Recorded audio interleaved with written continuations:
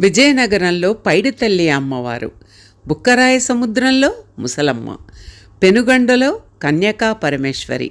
వీరంతా మనిషిగా జన్మించి మందికి మేలు చేసి దైవంగా పూజలందుకున్నారు. సమ్మక్క, సారలమ్మలు ఆ కోవకు చెందిన వారే. వీరిని ఆది పరాశక్తి స్వరూపాలుగా భావించి ఆరాధిస్తారు.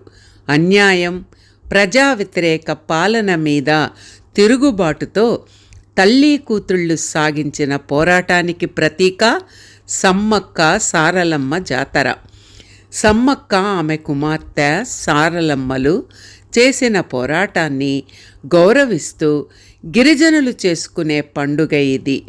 ఆధ్యాత్మిక చైతన్యానికి, అడవి బిడ్డల వీరత్వానికి, ఆదివాసుల ఆత్మాభిమానానికి సంకేతం.